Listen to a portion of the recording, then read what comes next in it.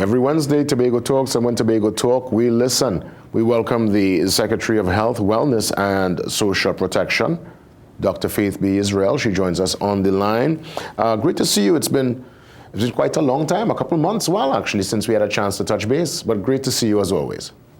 It's been a while, but thank you for having me. Thank you so much for allowing me to come on to discuss this morning. Definitely. I'm looking at a development, and I'm watching the press release actually, where the TTRNA in a recent interview mentioned that they're going to file an injunction. They threaten at least to file an injunction to allow illegal ambulances from operating. I didn't even know that was such a thing. And more so, what constitutes an illegal ambulance? If you could just break it down for us and really give us a ventilate and really explain to us what's happening there in Tobago. Certainly. It is really, really, really unfortunate that the TTRNA would choose at this point to go down that road and to even use that term, illegal ambulance, which is a total misinterpretation of what even the laws speak to. So let's go back a little bit. Of course, we know the Tobago House of Assembly is the entity that has the responsibility for dealing with matters in Tobago. One of those matters is health services. We also know that the Regional Health Authority Act, the RHA Act, basically devolved healthcare provision services to the regional health authorities. And in Tobago, coincidentally, that is known as the Tobago Regional Health Authority, the TRHA, that is responsible for doing all that we need to do to provide medical services for the people of Tobago. So last year, and it was done part of our response to some of the events that happened earlier last year. But later last year, we recognized, as in the TRHA and the Tobago House of Assembly, recognized that we were having significant challenges with the provision of ambulance services because the fleet of ambulances that we have on the island that are owned by the Tobago Regional Health Authority are just very old. They're breaking down, literally breaking down sometimes with patients in them. And we recognized that that was just not a tenable solution. So we went out and we did the responsible thing of leasing a few ambulances from a private entity so that the Tobago Regional Health Authority can continue providing the kind of service that we are trying to provide to the best of our ability to the people of Tobago. Of course, because we are responsible managers and responsible government, we ensured that the ambulances that were leased were actually worthy to be on the land that they were fit for purpose. These ambulances. They are ambulances. They are actually outfitted with all the different oxygen and whatever you'll see inside the ambulance. So it's not a maxi with no sheet apply. This is an ambulance. It's an actual, when you go inside, it's an ambulance. Okay. And it's important for us to recognize as well that it is as if any other organization is leasing a piece of equipment to supplement what the organization does. And when you look at the legislation surrounding how you are supposed to operate as the Tobago Regional Health Authority, the people who are in the back, for example, providing, the life support on the way to the hospital, are people who are licensed and certified and have all of the qualifications, because they would not have been hired within the Tobago Regional Health Authority if they did not have those licenses and those certifications in the first place. But let me also highlight, and I think it might actually be a thing that some of the unions and some of the associations are trying to do.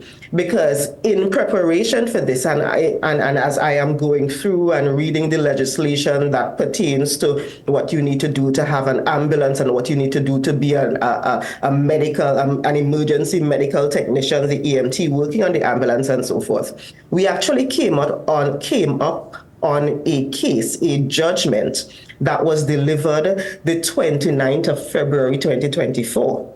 And that judgment was basically in the High Court of Trinidad and Tobago, between, in essence, the Fire Service Association of Trinidad and Tobago and the chief fire officer, trying to have the fire service not provide service, including not using the ambulances that they were using, and using the same kind of concept of an illegal or an unlicensed ambulance.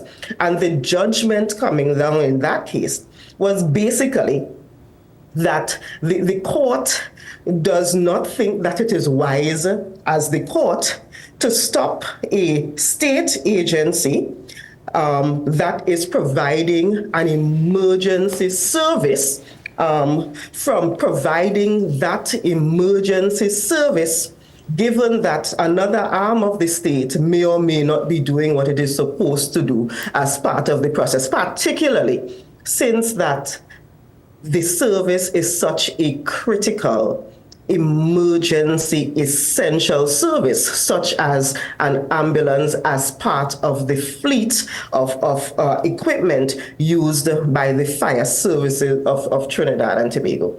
And, I am hoping that the TTRNA is very clear in their mind about and they are honest, and I'm hoping that they are also clinical in recognizing that the Tobago Regional Health Authority is actually providing a service that is an absolute essential service, a service that is going to save lives, that has been saving lives. And part of doing that is providing ambulance services. And it does not go down this road because it is going to be an unnecessary road. Let me ask, so as you mentioned, the machinery itself, the ambulance that you would have procured, it's fit for purpose, but who is the personnel? Is it that you're going to transfer the folks who would have been in the TRHA ambulance, so the driver, the medical staff who would have been behind there to assist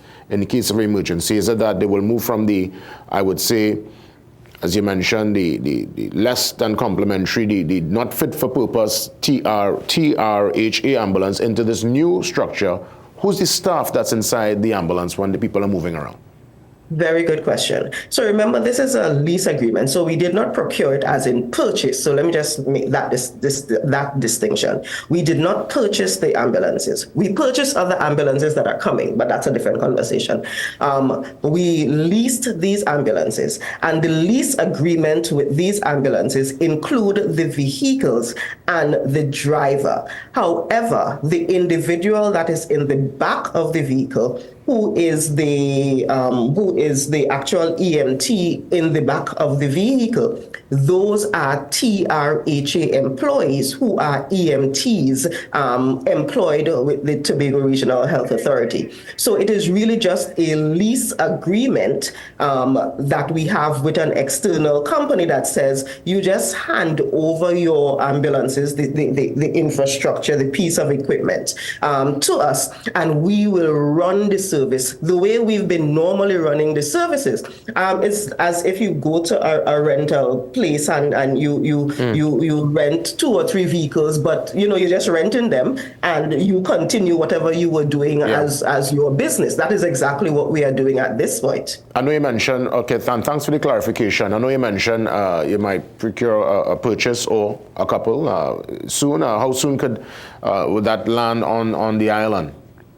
Well, I cannot say how soon it would land, because since COVID, no one can tell how soon anything that you purchase and it has to be shipped lands. But we have already made the payments, the purchases have already been done, and they are on their way to Trinidad and Tobago. As soon as they are here, we will definitely send out a whole big hoopla, and we would let the population know that those ambulances are here and that we are going to do that. And let me just say quickly that because the size of population in Tobago is so small and because our budget is so small, this process actually took a little longer, meaning the process of purchasing ambulances took a little longer, because we were looking out and contacting, ambulance makers, whatever is the correct term for that. And what we recognize is that we were calling them to buy 2 and 3 and 4 ambulances while they had orders for 100 ambulance and 200 ambulance, and they were not even taking us on because our 2 and 3 ambulance is nothing to them compared to an order for 100 ambulances. So the process to procure them actually took way longer than we anticipated, which is why late last year we decided, okay, this is not happening as quickly as we want. Then you have all of the issues with shipping and that kind of thing being delayed and so forth. Let us do the next best thing, which is, before earlier in the year when we had Commonwealth and earlier in the year when we had October Carnival and so forth, we recognized we needed to increase our fleet on the island. We did a similar kind of arrangement with the company where we went out and looked at what they provided, released a few of the ambulances for those special activities. And we thought, because that worked pretty well, because the ones we have purchased are not here yet, let's just kind of extend that arrangement. Understood. And that is what we've been doing at this point. Understood. And I thank you for the clarification. Before we wrap up, I must ask, what's the prep like? I know 2025, it's a little distance away, but I'm sure the machinery, you must be oiling the wheels at this point in time. With that in mind, how's the election prep coming along for not only THA, but I would imagine also you'll put your hat in the general. 2025 is going to be a big one next year. Listen, we had already thrown in for the general for Tobago East and West, and the TPP is ready. As you all are aware, we've started the process of actually building out the organization, building out the party structure and that kind of thing. We launched last year. We have been going through the process where this party, the Tobago People's Party, may be the most democratic of political parties ever, because it is the people who came together and told us what they wanted for the name, what they wanted for the color, what they wanted for the symbol, and all of that, not just one person deciding that on their own. And we are building this party from the ground up with the people who support us. And because of that, we have begun preparations for the general, which is scheduled to come before the next Tobago House of Assembly election, and we will definitely be participating in that. And we are pretty confident that the people of Tobago have seen what we've been doing on the island, and probably more importantly, they've seen the kind of representation that they have not been getting from the other parties who represent the Tobago East and West seats. And I am sure that they will also throw their support behind the TPP so that we can truly represent the people of Tobago, at least for Tobago East and West at this point. The party, they got a constitution and everything already? Oh, yes. So we have it registered with EBC and all of that. Excellent. The Constitution was finally voted on, where the membership came together and agreed on the Constitution. And we are now at the point where we are building out the structure. So our internal elections is scheduled for June 9th, Sunday, June 9th. So members are willing, could vie for positions. Yeah. And we are doing it slowly, but doing it in a very methodological way so that we build this organization from the ground up. Well, thanks for the info. Keep us posted, and I'm sure we'll get a chance to touch base soon. All the best. Thank you. Thanks for having me. Dr. Faith B.Yisrael, the Secretary of Health, Wellness, and Social Protection there in Tobago under the umbrella of the THA. We'll continue with the political discussion. Up next, Dr. Shane Mohammed joins me to talk about the happenings within the UNC, their internal election, and of course, Pari's predicament, if there is one. Let's get some perspective from Dr. Mohammed after the break.